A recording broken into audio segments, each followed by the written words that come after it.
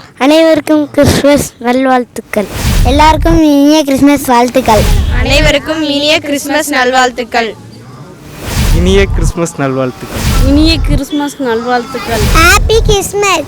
அனைவருக்கும் இனிய கிறிஸ்மஸ் நல்வாழ்த்துக்கள். பாப்புலர் தமிழ் நியூஸஸ்க்கு சப்ஸ்கிரைப் பண்ணிடுங்க, லைக் பண்ணிடுங்க, ஷேர் பண்ணிடுங்க. ஆண்டவராகிய இயேசு கிறிஸ்து 2025 வருடங்களுக்கு முன்பாக இந்த பூமிக்கு பாலகனாய் வந்தார். அவருடைய பிறப்பை உலகம் முழுவதும் கொண்டாடி கொண்டிருக்கிற இந்த நல்ல நாளிலேயும் கூட உங்கள் யாவருக்கும் இயேசு கிறிஸ்து நம்முடைய ஜீவனுக்காக நமக்காகத்தான் எல்லா மனிதர்களுக்காக பாவிகளை ரட்சிக்கவே இயேசு கிறிஸ்து வந்தார். இந்த நாளை கொண்டாடி கொண்டிருக்கிறோம். எல்லாருக்கும் வாழ்த்துக்களையும் தெரிவித்துக் கொள்கிறோம். தேவன் நமக்காக தான் பிறந்தார், நமக்காக தான் இந்த பூமிக்கு வந்தார். உலகத்தில் எல்லாம் ஒன்றும் நம்ம கொண்டு போகிறதில்ல, கொண்டு வரதில்ல. ஆனால் இருந்தாலும் கர்த்தர் நம்மளோடு கூட இருக்கிறார். இந்த கிறிஸ்மஸ் நாளில் கூட, இந்த நாளில் கூட எல்லோரும் கூப்பிட்டு இங்கே வரவழைச்சி எல்லாருக்கும் நம்ம சாப்பாடு போட்டு எல்லாம் அனுப்புகிறோம்னா தேவனுடைய பிறப்பை பற்றி எல்லாருக்கும் சொல்லி அனுப்புகிறோம் உலகத்தில். இருந்தாலும் நீங்களும் எல்லோரும் வாங்க, எல்லோரும் கலந்துக்கங்க. டிசம்பர் 25 அப்படின்னாவே அது இயேசுவின் பிறப்பை குறிக்கிறது. இயேசுவின் பிறப்பு அப்படிங்கிறது ஏதோ ஒரு குறிப்பிட்ட நபர்களுக்கோ அல்லது குறிப்பிட்ட மாவட்டத்திற்கோ மாநிலத்திற்கோ அல்ல, உலகம் முழுசு இருக்கிற எல்லா ஜனங்களுக்கும் இயேசு பிறந்திருக்கிறார். ஒரு வீட்டில் குழந்தை பிறக்குது அப்படின்னு சொன்னால் ஒரு குறிப்பிட்டவங்களை மட்டும்தான் சந்தோஷமாக இருப்பாங்க. ஆனால் இயேசுவின் பிறப்பு மட்டும்தான் உலகம் முழுசு இருக்கிற எல்லா ஜனங்களுக்கும் சந்தோஷத்தை உண்டாக்கக்கூடிய ஒரு நற்செய்தி. பைபிளில் ஒரு வசனம் அழகாக அப்படியே போட்டிருக்கிறது, நமக்கு ஒரு பாலகன் பிறந்தார், நமக்கு ஒரு குமாரன் கொடுக்கப்பட்டார், கர்த்தத்துவம் அவர் தோளின் மேலே இருக்கும் அப்படின்னு போட்டிருக்கு. அப்போ என்ன அர்த்தம்னா, நமக்காகத்தான் இயேசு இந்த உலகத்துக்கு வந்தார் அப்படிங்கிறது தான் மையப்படுத்தி தான் இந்த கிறிஸ்மஸை இந்தியா மட்டுமல்ல உலகம் முழுசும் கொண்டாடுறாங்க. இந்த சேனலை பார்க்குற எல்லா நபர்களுக்கும் என்னுடைய கிறிஸ்மஸ் நல்வாழ்த்துக்களை தெரிவித்துக் கொள்கிறேன். ஆண்டவர் உங்களை ஆசீர்வதிப்பாராம். சேனலை அப்படியே நீங்கள் பார்க்கும் போதே சப்ஸ்கிரைப் பண்ணுங்கள், ஷேர் பண்ணுங்கள். இயேசுவை கொண்டாடுகிற இந்த உலகத்தின் எல்லா பகுதிகளிலும் நாங்கள் இந்த தருமபுரி மாவட்டத்தின் கடத்தூர் என்ற பகுதியில் இயேசு என்றும் ஜீவிக்கிறார் சபையில் இயேசு கிறிஸ்துவின் பிறப்பின் தினத்தை முன்னிட்டு நாங்கள் நற்செய்தி அறிவித்து கொண்டாடுகிறோம்.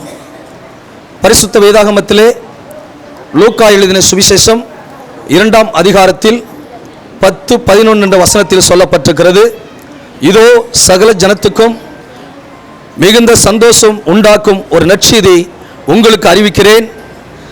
கிறிஸ்து என்னும் இரட்சகர் உங்களுக்கு தாவீதின் ஊரிலே பிறந்திருக்கிறார் என்று வேதவசனம் தெளிவாய் சொல்லப்பட்டிருக்கிறது. அன்பான இந்த டிவியின் மூலம் கேட்கிற மக்கள் இயேசு கிறிஸ்துவை உங்கள் இல்லத்திலே ஏற்றுக்கொண்டு உங்கள் வாழ்க்கையிலே தேவ ஆசீர்வாதத்தையும் சமாதானத்தையும் பெற்றுக்கொண்டு நீங்கள் ஆசீர்வதிக்கும்படி நாங்கள் ஜெபிக்கிறோம். இயேசுவை நீங்கள் முழுமனதோடு ஏற்றுக்கொள்ளும் போது உங்கள் வாழ்க்கையிலே பாவங்கள் மன்னிக்கப்படும், சாபங்கள் மாறும், நன்மைகள் நடக்கும், இன்னொரு வாழ்க்கை இருக்கு, நித்தியம் உங்களுக்கு கொடுக்கப்படும். இந்த உலகத்தில் இயேசு வந்த ஒரே நோக்கம் மனுஷனுக்கு நித்திய கொடுக்கவே. மத்தேயு 4:17 இப்படி சொல்லப்பட்டிருக்கிறது, மனம் திரும்புங்கள், பரலோக ராஜ்யம் சமீபத்திருக்கிறது என்று.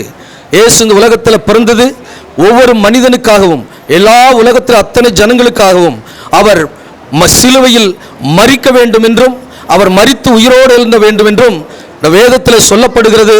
அதன் நிமித்தம் தான் அவர் இந்த உலகத்தில் பிறந்தார், கொண்டாடுகிறோம். இந்த உலகத்தின் மத்தியில் இருக்கக்கூடிய எருசலேம் நகரத்திலே பெத்லகேம் என்ற இடத்தில் இயேசு குழந்தையாய் அவதரித்து தேவ குமாரனாக பிதாவின் மைந்தனாக பரிசுத்த ஆவியால் கர்ப்பவதியாகப்பட்டு அவர் கன்னிப்பெண் அவர் குழந்தையை பெற்றெடுத்தாள் என்று வேதம் சொல்லுகிறது.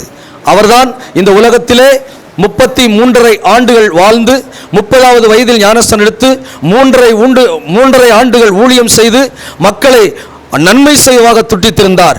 குருடனை பார்க்க செய்தார், முடவனை நடக்க செய்தார், மரித்தவனை உயிரோடு எழுப்பினார், குஷ்டரோகியை சுகப்படுத்தினார், பெருமாடுள்ள ஸ்திரிக்கு சுகம் கொடுத்தார். இப்படி அநேக அற்புதங்களை செய்தார்.